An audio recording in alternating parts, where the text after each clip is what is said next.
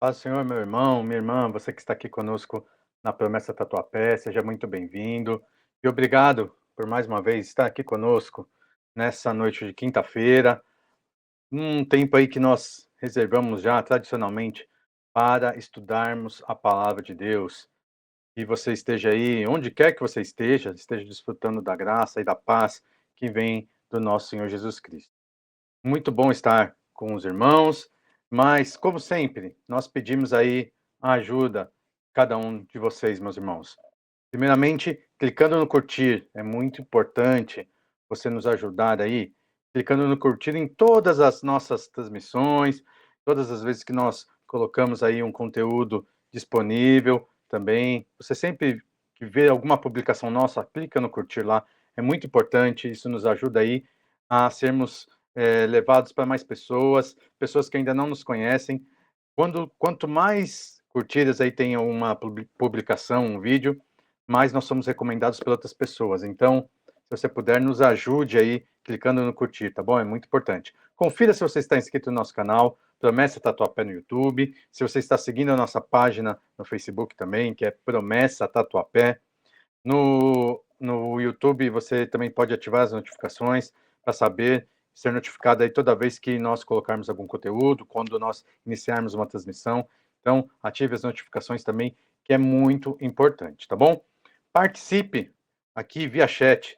Envie aí uma mensagem, pelo menos um oi, uma paz do Senhor, para a gente saber quem está conosco. A gente gosta aí de ver da onde os irmãos estão, da onde que os irmãos estão, né? Quais irmãos e de quais lugares estão conosco aqui estudando a palavra de Deus. Então mande um cumprimento aí, fale de onde você é, qual lugar, cidade, estado. Se for de outro país também, como muitas vezes acontece aqui conosco, fale aí de onde que você está. É muito bom nós conhecermos aí os irmãos que estão conosco. Participe, envie aí mensagens, é muito importante para a gente também, tá bom? Hoje, excepcionalmente, nós não teremos aqui a participação ao vivo dos irmãos, eu não vou conseguir ler as mensagens, mas colocar aqui na tela as mensagens dos irmãos, mas isso não impede dos irmãos mandarem mensagens aí, fazendo comentários sobre o tema, tá bom? Daqui a pouquinho, o pastor José de Oliveira vai estar aqui conosco, ele vai nos conduzir aí no estudo dessa noite. O tema está aqui em cima, a importância da pregação bíblica. Daqui a pouco ele vai nos conduzir nesse estudo da palavra de Deus, que você já possa estar aí preparado para ouvir e para refletir aí e aprofundar um pouquinho mais na palavra de Deus, tá bom? Então, como hoje não vou conseguir mostrar aqui as mensagens dos irmãos, eu já vou chamar aqui o pastor José de Oliveira para vir aqui e já participar aqui do nosso estudo, da nossa transmissão. Paz, senhor pastor, seja bem-vindo, obrigado por mais uma vez estar aqui conosco. Fique à vontade aí, então, para cumprimentar os nossos irmãos, fazer aquela oração inicial e a explicação aí inicial sobre o tema de hoje, que está aqui em cima, a importância da pregação bíblica. Que a paz do Senhor Jesus continue reinando em todos os corações. É uma alegria muito grande reencontrar irmãos e irmãs que estão caminhando aí rumo a Canaã celestial. Nós todos juntos, ainda é longe Canaã, nós não sabemos, sabemos que Jesus voltará e aí sim nós teremos a consolidação daquilo que foi a nossa busca durante todo esse tempo, sempre crescendo na graça e no conhecimento. É muito bom sabermos que temos pessoas interessadas em crescer, não somente na graça, mas crescer no conhecimento. Isso é o crescimento equilibrado, é o que a Igreja Adventista da Promessa pratica. Unção com conteúdo, conteúdo com unção. Crescer na graça, crescer no conhecimento. E, como já foi anunciado, pelo pastor Anderson, nós temos aí a importância da pregação bíblica. Nós iniciamos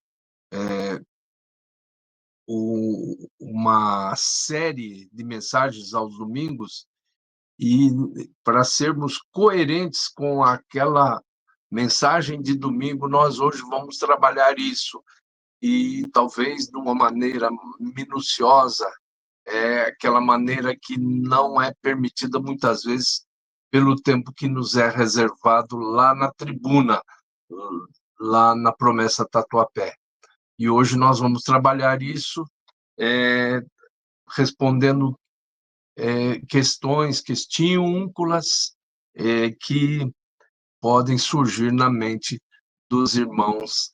E vamos, então, para esse grande momento, vamos imergir nesse tema a partir de agora. Mas antes, e para isso, vamos orar, vamos pedir ao Senhor que nos dê graça.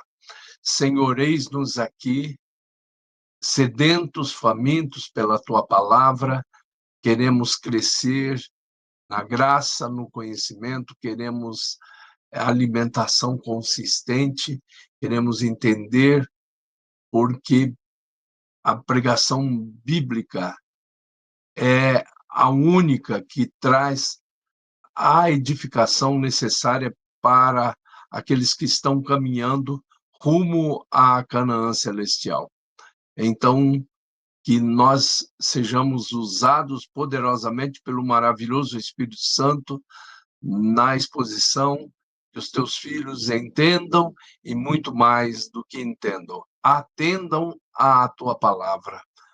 Nós oramos inicialmente em nome de Cristo Jesus e para a glória de Jesus dizemos amém. A importância da pregação bíblica. Nem só de pão vive o homem. E isso é muito forte. Quando Jesus disse isso no primeiro round da sua vitória contra Satanás na tentação do deserto, ele estava repetindo, ele estava utilizando um texto que já estava registrado no livro de Deuteronômio, em que ele diz, está escrito, nem só de pão vive o homem, mas de toda palavra que sai da boca de Deus. Então, a pregação, o ensino da palavra de Deus é alimento. Nós temos que entender isso. Quais são os perigos de uma alimentação equivocada? Muitas vezes não é só equívocos, não são só equívocos, mas são realmente más intenções, são dolo mesmo, naqueles que utilizam as tribunas eclesiásticas.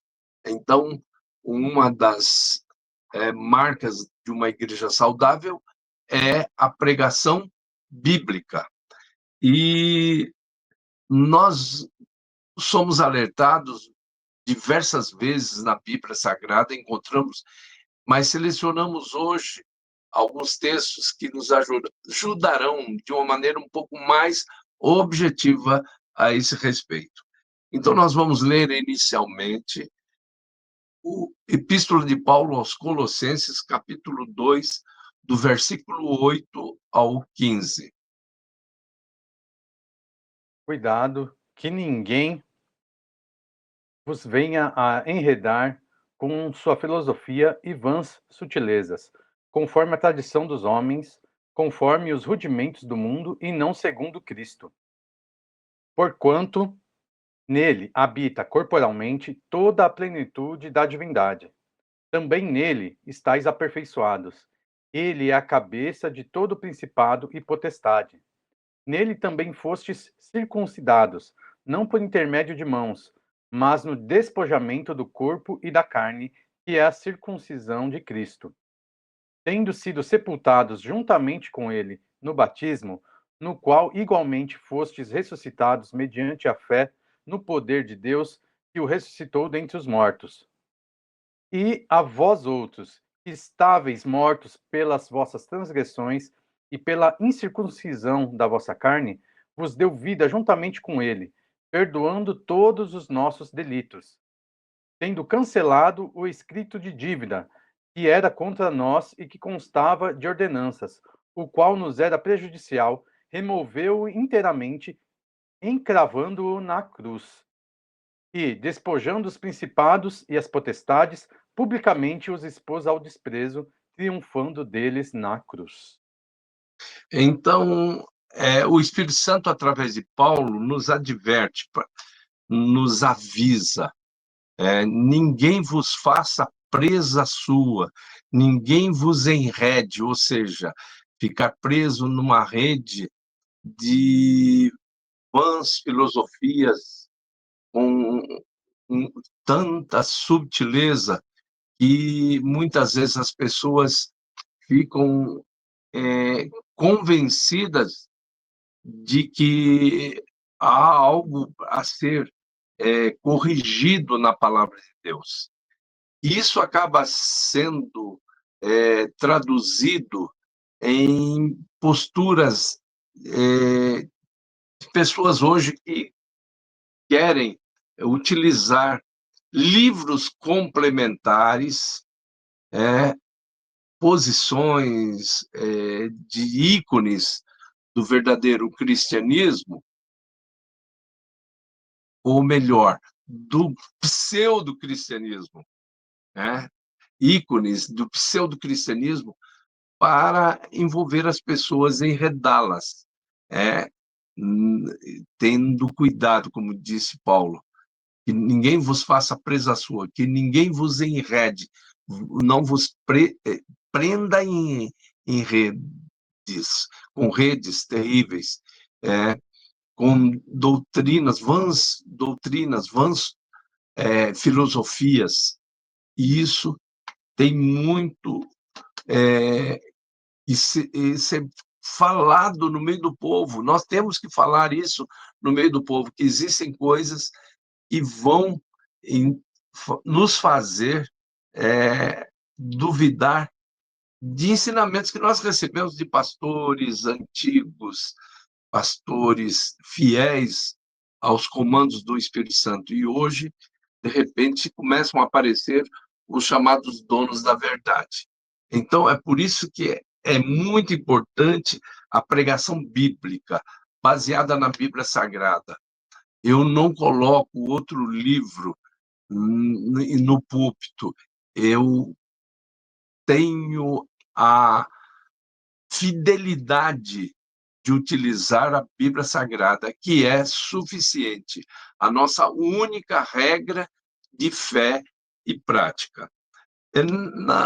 Nós fizemos a leitura, e bem na linha expositiva, agora nós vamos para uma explicação só para você entender o perigo disso tudo, numa linguagem figurada, porém de um fato real, de algo que aconteceu literalmente, mas que, de uma maneira figurada, vai nos levar a entender bem o perigo que se tem colocando na alimentação do povo de Deus doutrinas equivocadas, as sutilezas que o inimigo aponta, às vezes aparentemente pequeno ou pequena, mas que podem dar um resultado terrível e podendo, inclusive, adoecer e até matar espiritualmente as pessoas.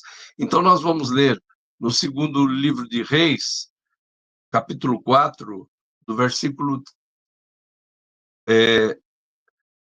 31 ao 38, é isso que está anotado aí? 38 ao 41. Do 38 ao 41. Depois Eliseu voltou a Gilgal. Nesse tempo, a fome assolava a região.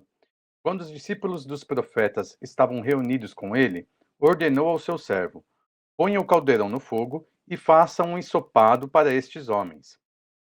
Um deles foi ao campo apanhar legumes e encontrou uma trepadeira.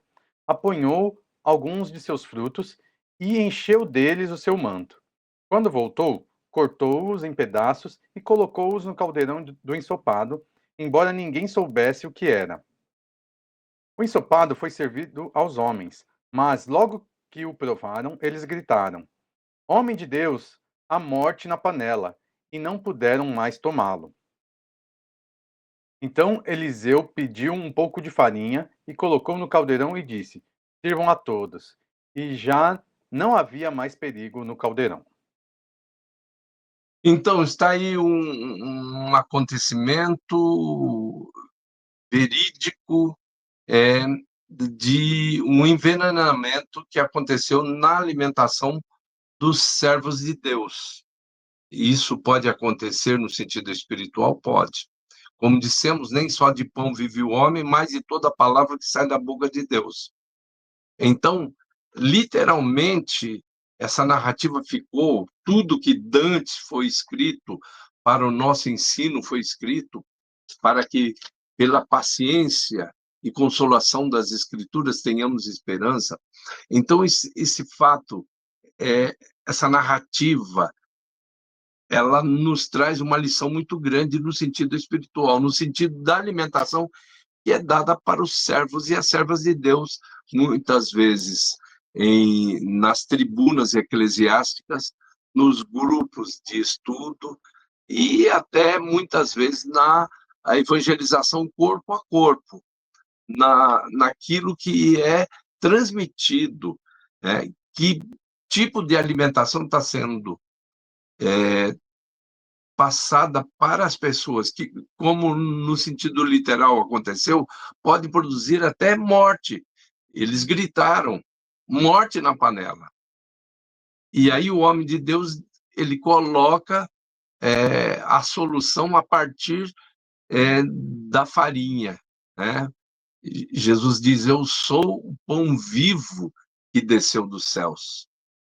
Então, nós vamos ver que o que é esse pão, o que é essa farinha. É só nós lembrarmos de que o corpo de Cristo, quando ele é transmitido como emblema, como símbolo na ceia, ele é composto pela farinha da melhor qualidade, farinha de trigo da melhor qualidade. As pessoas que fazem essa farinha e com a melhor qualidade, é uma farinha solta, que pode até ser espalhada pelo vento, essa farinha ela começa a ser agregada inicialmente.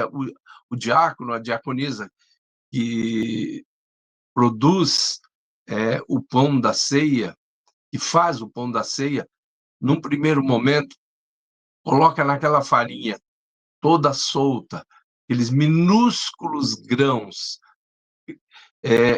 são agregados inicialmente com óleo, que é a presença do Espírito Santo naquilo que nós lemos lá no Salmo, naquela unção do Salmo 133. Ó, quão bom é, quão suave é que os irmãos vivam em união, é como óleo precioso. Com óleo, aquele que está fazendo o pão consegue agregar, consegue ter liga, mas ainda não aceita o agregamento, ou melhor, a moldagem. Até existe liga, mas não existe, não aceita moldagem. Para aceitar moldagem, é necessário que venha a água, é colocada a água. E a partir do momento que se coloca a água, aquela massa começa a aceitar a moldagem, mas ainda não está definitivamente agregado. Então, o diácono, a diaconisa, que faz o pão, num terceiro momento, leva aquela massa que recebeu o óleo, depois recebeu água, que aceitou moldagem. Essa massa é levada ao fogo e aí existe uma consolidação, né? Um agregamento definitivo para mostrar como é o corpo de Cristo instalado aqui na Terra. Então, Jesus Cristo é o pão vivo que desceu dos céus. Então, toda palavra que começa a tirar de cena Jesus, o Jesus Cristo, ela é uma panelada com veneno, com frutinhas venenosas. E a aplicação disso tudo, o próprio Jesus diz que ele é o tema principal, é o foco principal da Bíblia Sagrada. João 5:39. Vocês estudam cuidadosamente as Escrituras, porque pensam que nelas vocês têm a vida eterna, e são as Escrituras que testemunham ao meu respeito. São elas que de mim testificam. Jesus virá no Antigo Pacto, no Antigo Testamento. Jesus veio nos 4 evangelhos, nos 3 sinóticos e no Evangelho de João. E a partir de Atos dos Apóstolos, Jesus voltará. São elas que de mim testificam. Esse é a farinha, essa é a farinha que colocada no meio de um caldeirão, de uma caldeirada lá de venenos que pode produzir até morte, essa presença do pão vivo que desceu dos céus, dessa farinha, faz com que a morte desapareça. Então, é muito importante nós entendermos se Jesus começar a ser raridade nos templos, se o serviço de culto não for cristocêntrico, o veneno começa a ser disseminado, começa a ser distribuído no meio da congregação. O tripé de sustentação pastoral é pregação, aconselhamento e visitação. Esse é o tripé que sustenta a vida pastoral. O sentido de vida pastoral está aí. Pregação, aconselhamento e visitação. Mas em tudo isso a Bíblia tem que ser o ponto alto. A pregação tem que ser bíblica. A pregação tem que ser o livro colocado na tribuna, né? E nada de livros que complementam, porque a Bíblia não tem necessidade de complemento. Você pode até utilizar alguns livros que ratificam a Bíblia Sagrada, mas, em hipótese alguma, livros que retificam a Bíblia Sagrada. Então, pregação bíblica. O aconselhamento tem que ser um aconselhamento baseado na palavra de Deus, que é a terapia noutética. Noutética vem de noutesia, que é a admoestação.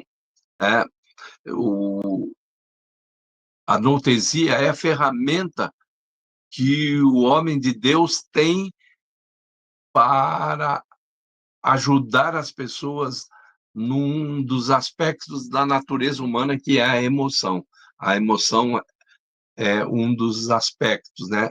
A natureza humana é composta de vontade, mente, emoção e ação. No aconselhamento, a noutesia é a ferramenta dada por Deus. Então, e essa ferramenta está disponível na Bíblia Sagrada. Então, o aconselhamento é a terapia noutética, né? E na visitação, a própria Bíblia é que vai ser o ponto alto, né? Ela diz, na casa onde entrardes, levai a minha paz. Se as pessoas forem de paz, a minha paz ficará, se não, voltará convosco. Mas essa orientação bíblica nos leva a entender que a visitação desse tripé de sustentação pastoral é uma construção de pontes. O pastor leva a paz às pessoas. E onde está registrada essa paz? Deixo-vos a minha paz vos dou. Não vou-la dou como o mundo a dá. Não se turbe o vosso coração, nem se atemorize. Essa shalom, essa paz de Deus que excede a todo entendimento, está registrado na Bíblia Sagrada. O legado de Cristo está lavrado nas Escrituras Sagradas. Tá? E eu gostaria de mostrar para vocês algumas coisas que acontecem nessa questão do veneno na panela. A inclusão, ou muito mais do que isso, né? O desprezo da Bíblia inerrante que nós conhecemos, a Bíblia suficiente que nós conhecemos, a Bíblia é a única regra de fé e prática. Quando isso não é entendido e atendido pelas lideranças eclesiásticas, começam a aparecer doenças no meio do povo. O que é essas frutinhas dentro da panela começam a produzir? Que doenças elas começam a produzir naqueles que estão se alimentando? Como eles gritaram, veneno na panela, morte na panela. Eu tenho 7 pecados do meio evangélico que são apontados pela ética cristã. O primeiro é exclusivismo eclesiológico. É aquela sensação de que aquela igreja é a única detentora das verdades eternas. Isso é veneno na panela, né? E produz esse tipo de doença. Né? Legalismo, né? Excessivo valor à lei no seu sentido superficial. Né? Nós temos falado aqui só a graça. Algumas quintas-feiras atrás, nós trabalhamos isso, a graça. Ninguém obedece 100%. Então, não é a lei que vai levar ninguém para a Canaã celestial, não é a lei que vai levar. A lei é o resultado, a lei é o efeito, a lei não é causa. A causa é a graça. Então, mas o legalista não entende dessa maneira. Entende a lei como causa e não como efeito. Quem é salvo pela graça de Cristo pratica as obras de salvo, mas não é a prática que nos dá a condição de salvo, e sim a graça de Deus. Então, exclusivismo eclesiológico, como já falamos, legalismo, e tem um outro lado também, essa presença desses legumezinhos aí dentro da panela, da caldeirada aí, que está sendo produzido, pode produzir antinomismo, que é antinomos, antilei. Nós somos salvos pela graça, não estamos debaixo, nós estamos debaixo unicamente da graça e não da lei. E aí liberou geral. Né? Então, isso é antinomismo, antilei. Mas, no fundo, a gente vai ver que isso tudo nada mais é do que aquela atitude que a gente explica lá no sítio, né? Para matar o carrapato, se já mata a vaca de uma vez. Por causa de um mandamento, existe a tentativa de se anular a lei toda. E a lei é uma bênção. A lei de Deus é a base para as constituições nacionais dos países mais respeitados do planeta, os 10 mandamentos da lei de Deus. Então, o antinomismo já anula isso tudo. O legalismo já dá importância maior do que tem realmente. Tem o outro pecado do meio evangélico, que é causado por essa panelada mal conduzida, né? Vão procurar no meio do mato frutinhas, legumes, para engrossar o caldo da sopa, da caldeirada. Individualismo é ver o evangelho exclusivamente em função individual das pessoas. Isso é individualismo, né? Nós temos que entender que a salvação não é individual, a salvação é pessoal. O evangelho nos leva sempre a uma construção coletiva. O corpo de Cristo é formado por diversos membros, mas tem frutinha na panela que leva muitos que são degustadores dessa panelada, que muitas vezes é oferecida a partir de tribunas eclesiásticas, ao individualismo. Tem um quinto, que é o negativismo. O negativismo é aquela sensação de que o evangelho ele destrói prazeres na vida da pessoa. É uma parte da filosofia chamada ascetismo. O asceta não tem direito ao lado bom da vida, a estar alegre, a ver cenas bonitas. O ascetismo tinha essa proposta lá no meio dos essênios e no meio de muitos filósofos, inclusive. Mas o negativismo, que também não constrói nada. Não fumo, não bebo, não jogo, mas também não constrói nada. Negativismo. Pensa que o evangelho é só não, não, não. É Jesus com uma tesoura cortando todos os prazeres verdadeiros, as coisas boas, o lado bom da vida, o que leva Paulo a nos recomendar: alegrai-vos, outra vez vos digo, alegrai-vos, servi ao Senhor com alegria e apresentar-vos diante dele com cântico. Mas o negativista, ele só vê o evangelho na base do corta-prazeres. E tem um outro pecado, que é dessa panelada envenenada, que é o conformismo, que é a atitude do camaleão. Nós falamos sobre isso anteontem à noite, na promessa Tatuapé. O conformismo. Paulo diz: rogo-vos, pois, irmãos, pela compaixão de Deus, que apresenteis os vossos corpos em sacrifício vivo, santo e agradável a Deus, que é o vosso culto racional. E não vos conformeis com este mundo, mas transformai-vos pela renovação do vosso entendimento, para que experimenteis qual seja a boa, agradável e perfeita vontade de Deus.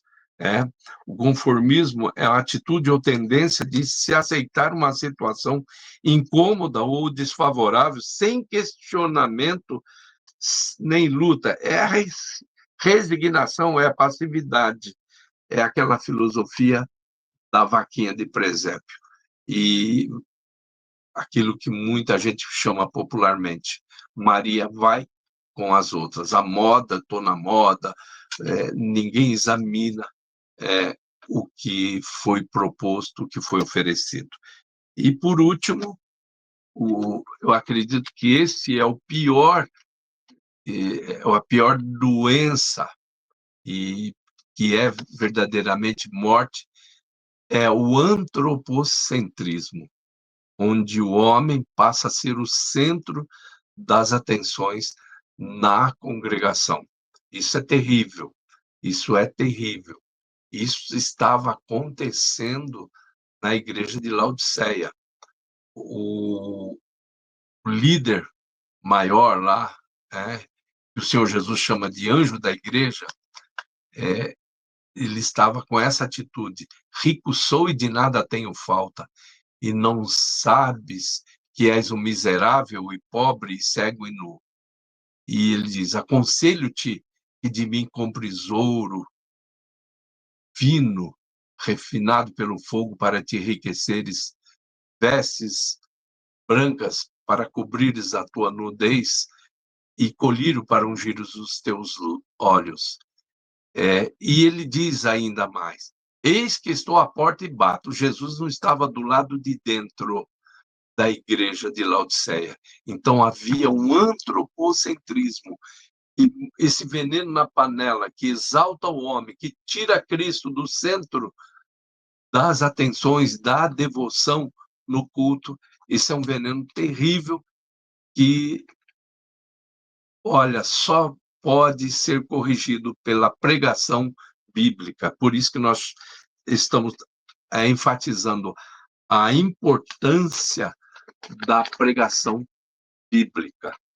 E poderiam, nesse momento, surgir algumas perguntas, né? O que descaracteriza a pregação bíblica? Vejam, é lamentável, mas nós vemos muitos cristãos utilizando aí livros de ateus,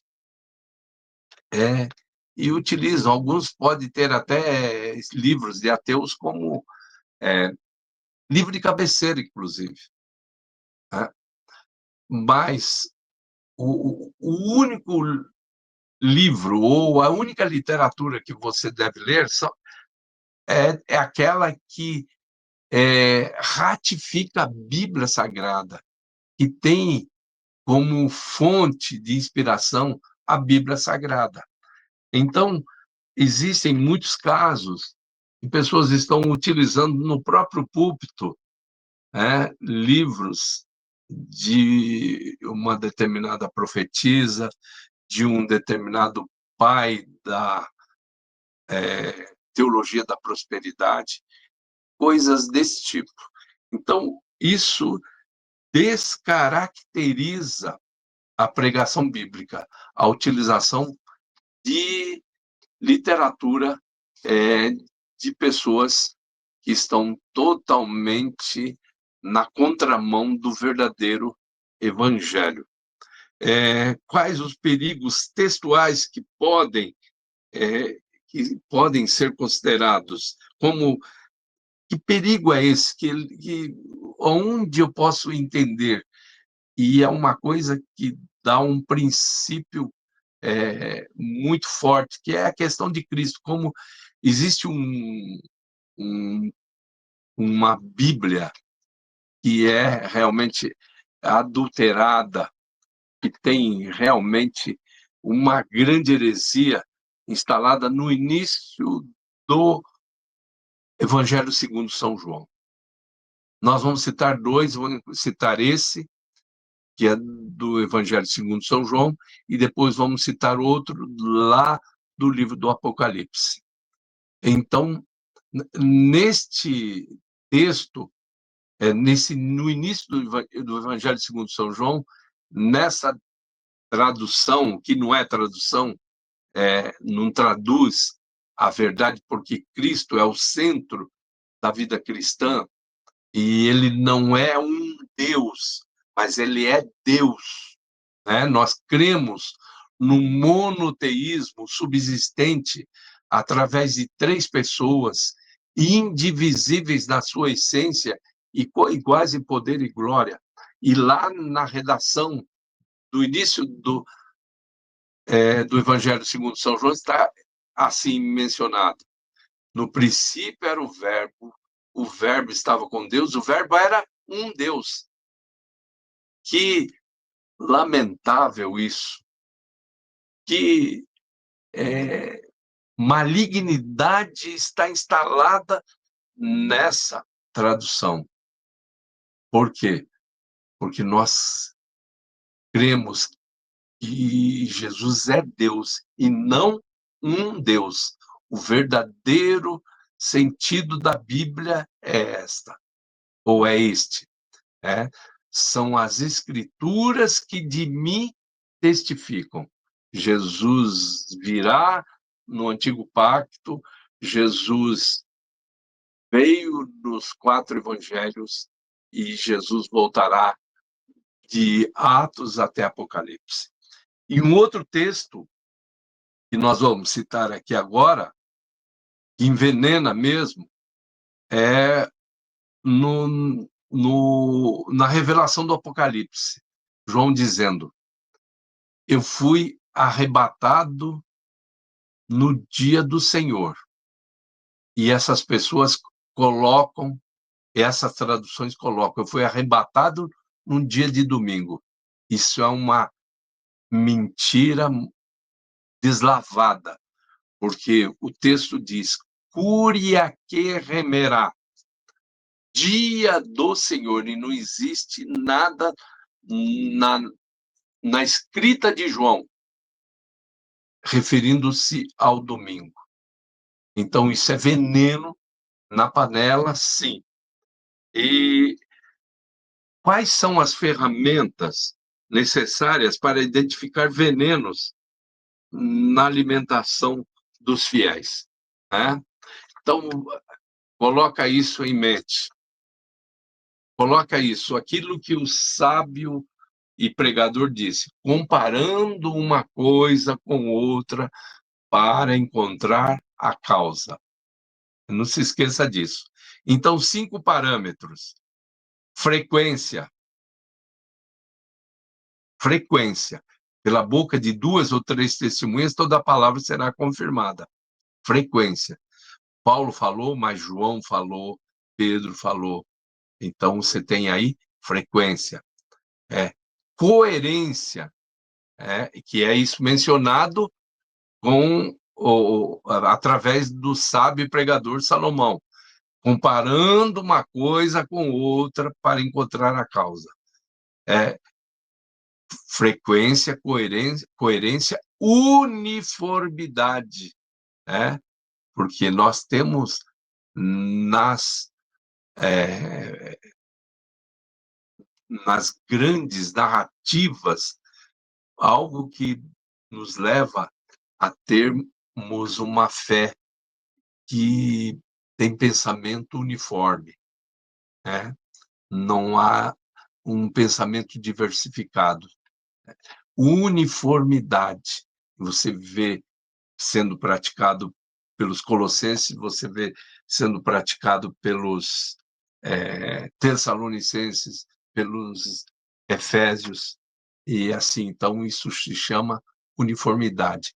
Fidelidade à diretriz do Espírito Santo, porque todos os que são guiados pelo Espírito de Deus, esses são filhos de Deus. E um pronunciamento ou uma prática do legislador. Quem é o legislador? Jesus Cristo.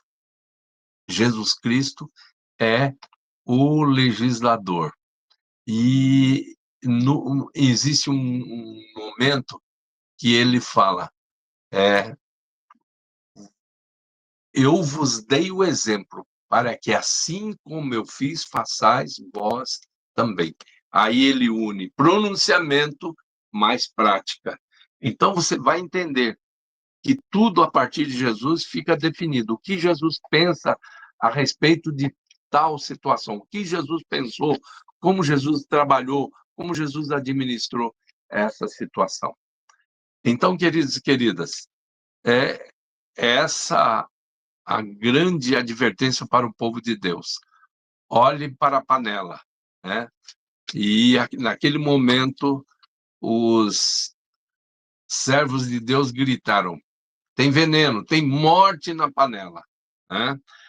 Por isso é que nós enfatizamos a importância da pregação bíblica.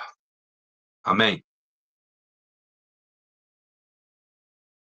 Meu irmão, minha irmã, você que está aqui conosco, eh, eu queria reforçar aí o pedido para vocês clicarem no curtir aí. Eu esqueci no comecinho lá de pedir para vocês compartilharem, mande para o máximo de pessoas que vocês puderem, que vocês aí possam nos ajudar aí na divulgação, né, não só clicando no curtir aí, mas, compartilhando aí com mais pessoas, tá. Temos aqui, ó, tá aparecendo aqui embaixo, o canal do YouTube, Promessa da Tatuapé. Nós temos também a nossa página no Facebook, facebook.com/promessa Tatuapé, onde você vai curtir, seguir e compartilhar aí também com o máximo aí de pessoas que você puder. Nos ajude aí a alcançarmos mais vidas, que nós possamos aí usar essa ferramenta aí para alcançarmos mais pessoas, tá bom? Como eu não consigo hoje mostrar aqui as mensagens dos irmãos, tomei a liberdade aqui de eu mesmo falar aqui, perguntar aqui algumas coisas para o pastor. E pastor, a gente vendo a história que nós lemos aqui em Segunda Reis, que fala sobre Eliseu e toda aquela história, nós vemos aqui no versículo 40 de Segunda Reis 4, que os homens gritaram, né? Homem de Deus, a morte na panela. Eles conheciam o que tinha um veneno. Nós, como igreja, nós também devemos reconhecer quando está vindo algo estranho, né? Então, o conhecimento da palavra aí nos ajuda a nos prevenir também de vir ensinamentos errados, né? A própria palavra diz, nos dá o exemplo dos bereanos, não é? Que eles examinavam e conheciam a Exatamente. palavra de Deus. Então, vejam, como é que a gente começa a identificar? É aquela questão do cristocentrismo, né? Quando a gente começa a ver, assim, o, os méritos sendo direcionados para homens, para vultos humanos, a gente começa a ver que existe veneno na panela, né? É terrível, mas a gente vê na palavra que Paulo diz lá, vocês dizem, eu sou de Paulo, sou de Pedro. Isso não é uma postura que atenda aos verdadeiros princípios do Evangelho. O Evangelho coloca Jesus Cristo como centro. Os únicos. É, quem é que vai ser aquele que vai poder? Quem é aquele que pode desatar os selos? Qual aquele que tem dignidade? Ninguém além de Cristo. Então, é terrível quando a gente começa a ver, principalmente, gente, olha, é duro o que a gente vai falar. Na Bíblia, eu estou muito bem, eu não estou nada acima do que a Bíblia diz, né? Presbítero, pastor. Mas aí começam, por exemplo, eu vou falar um negócio aqui que é pesado. Não sei quantos estão de pé, mas é melhor sentar para o que eu vou falar. Apóstolo, quando Jesus ele chama, depois disso, ele chamou 12 para seguirem-no, aos quais também chamou de apóstolos. E o termo que é usado lá é um termo no aramaico que diz o quê? Que é de Deus, é vertical. A indicação não é horizontal, não é o homem que indica quem é apóstolo ou não. É apóstolo é enviado, é de Deus. É só você vai lá e confere. Jesus chamou os discípulos e também os chamou, aos quais chamou de apóstolos. E o termo é muito claro. Por que que nós temos isso? Nós temos um veneno terrível, que é a questão de bispo. Bispo e presbítero são a mesma designação. A mesma designação. Mas aí colocaram uma classificação nisso. Colocaram uma classificação que o bispo é maior do que o pastor, né? O bispo era mais voltado à questão da administração e o presbítero mais ao apacentamento, né? Mas pegaram isso e colocaram isso num... E vejam, lembram que eu estava falando a questão do antropocentrismo? Isso começa a colocar o homem como centro das atenções. Isso é veneno, né? O que acontece? Isso começa de cima para baixo, né? Começa a acontecer o seguinte: uma pessoa alguém chega e fala assim: ô irmão, tudo bem? Irmão, não. Presta bem atenção, eu sou diácono, né? E por quê? Já começa o antropocentrismo, começa por aí. Já é o veneno da panela, certo? Eu sou diácono, né? E eu perguntei uma determinada vez para uma pessoa que eu era um presidente regional, e ele foi fora de horário, no sábado, que eu estava no escritório para orar, para mensagem, e ele queria que eu o atendesse de qualquer maneira. E ele chegou e falou: você sabe com quem está falando? Falei: com quem eu estou falando? Eu estou com o diácono fulano. Aí eu falei: o senhor serve em que igreja? Ele falou: no momento eu não estou matriculado em nenhuma igreja. Então o senhor não é diácono. O diácono é aquele que serve. Então são essas coisas que começam como? Começam a colocar, daqui a pouco já subiu para apóstolo, daqui a pouco vai ter arcanjo. Tudo isso é veneno na panela. Interessante, gente, que no mundo espiritual não existe carteirada, né? Nós vemos 7 filhos de Seva, que era o sumo sacerdote na sinagoga de Éfeso. Esses 7 foram expulsar demônio.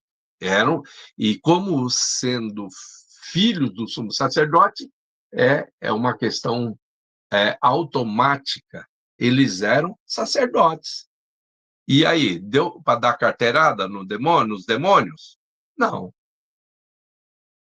Apanharam, como diz na minha terra, que nem gente grande, saíram nus e machucados.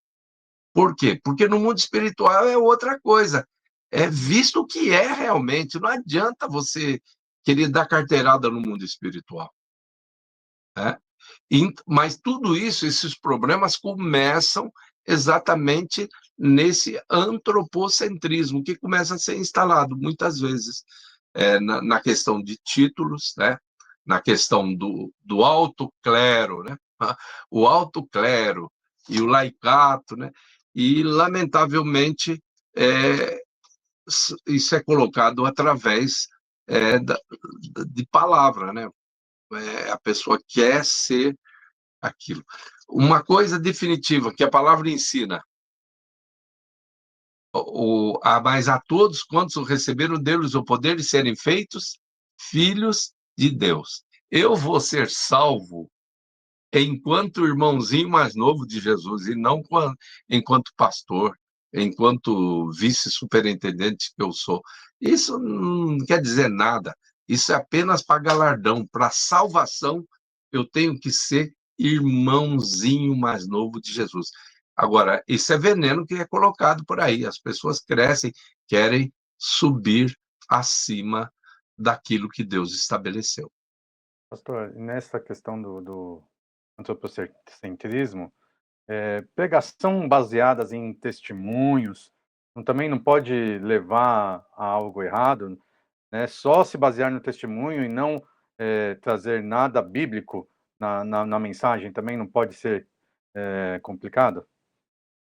Um testemunho pode ser muito antropocêntrico. Se exaltar o homem, pronto. Toda a glória, todo louvor, toda honra, toda exaltação tem que ser dada a Jesus. Não para levar pessoas, nossa. Existem umas coisas que o meu povo foi destruído porque ele faltou conhecimento. Tem umas coisas que se diz, irmão, eu confio na sua oração. Não, não tem que confiar na minha oração, não. Tem que confiar em Jesus. Né? O testemunho pode fazer a pessoa inchar e não dar os méritos ao Senhor Jesus Cristo. Toda a glória, toda a honra, toda a exaltação deve ser levados a Jesus.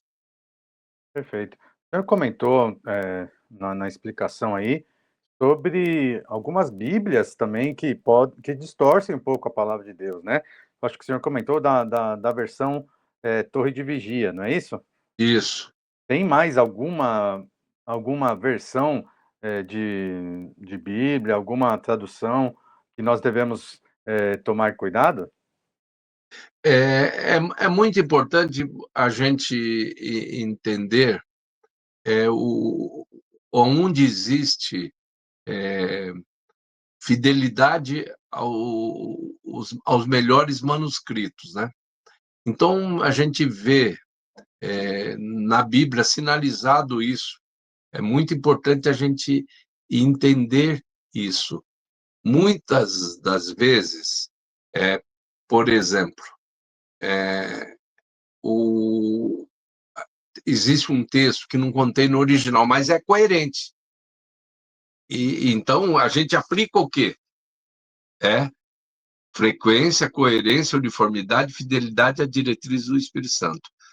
Três, está lá no Evangelho segundo São João, três são os que testificam no céu, o Pai, a Palavra e o Espírito, esses três são um.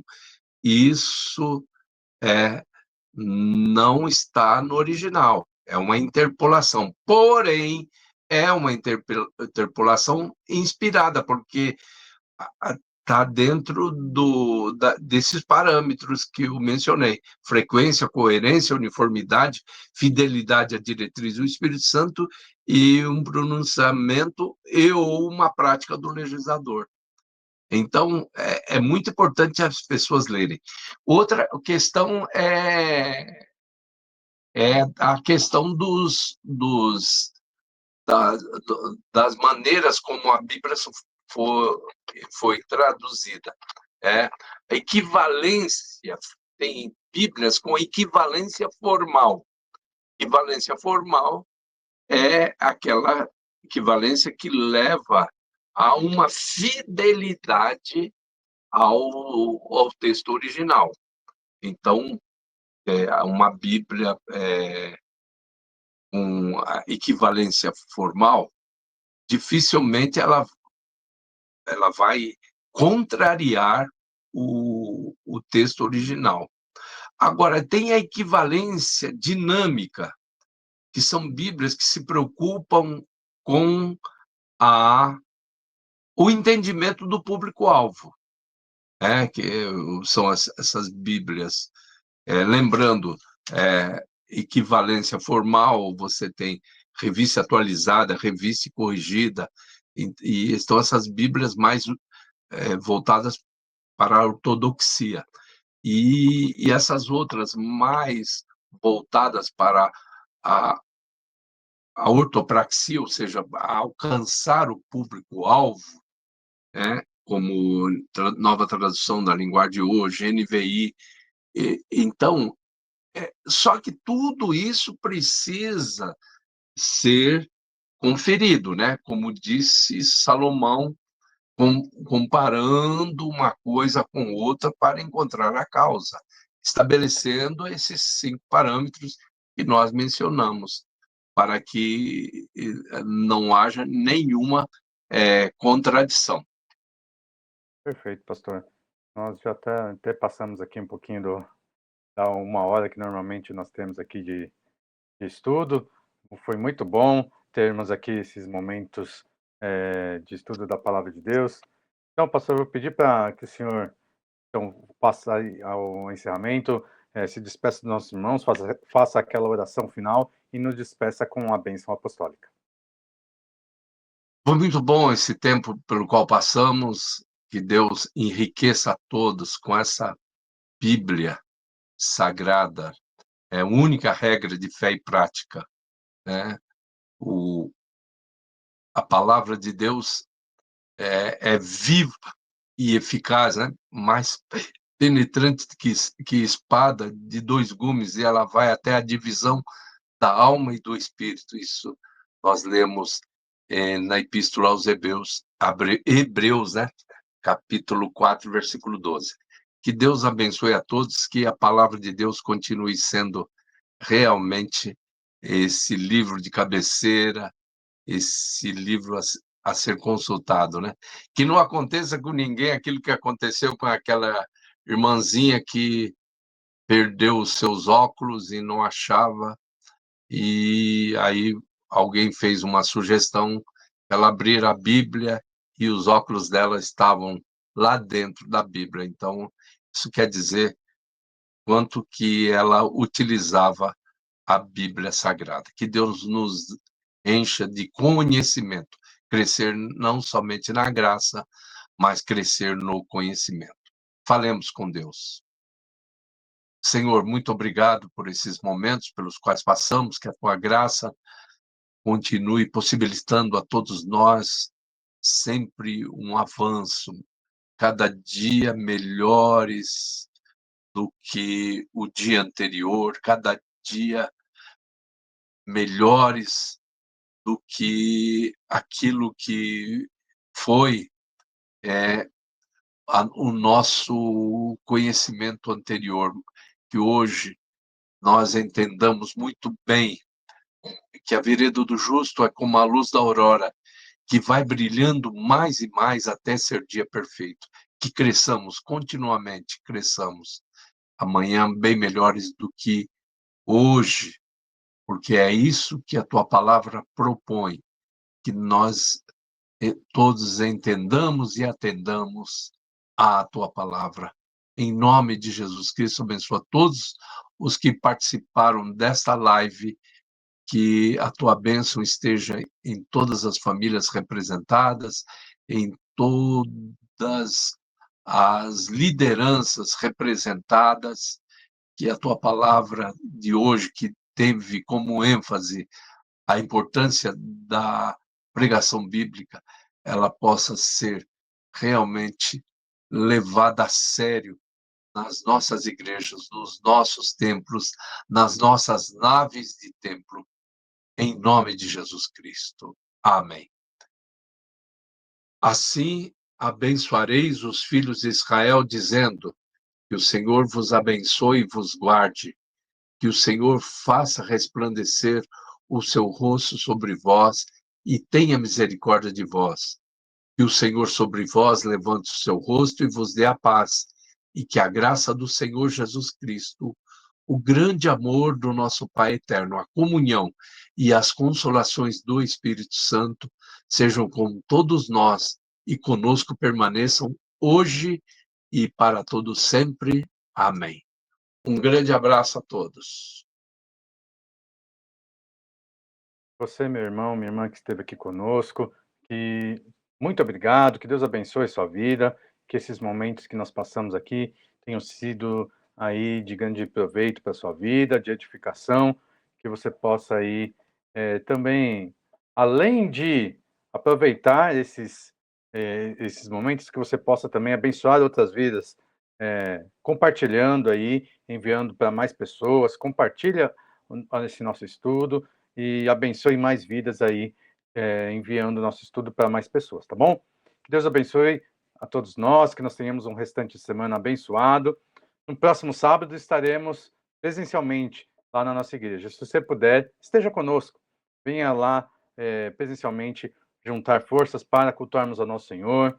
A partir das 10 horas da manhã nós temos a nossa escola bíblica e a partir das 11 horas, nosso culto. Então, se você puder, esteja conosco, Rua Guaraciaba, número 198, nós estamos lá de portas abertas para receber todos os nossos irmãos e juntarmos forças no nosso culto ao nosso Deus, tá bom? Se você não puder, nos prestigie aí pela internet, virtualmente. Nós fazemos as nossas transmissões também lá às 10 horas da Escola Bíblica, às 11 horas do nosso culto divino. Então, se você puder, se você não puder estar presencialmente, que você esteja virtualmente também conosco, juntando e nos ajudando aí a cultuar o nosso Deus no próximo sábado, tá bom? Tenhamos um restante de semana abençoado. Nos vemos sábado, se Deus assim nos permitir. Até mais.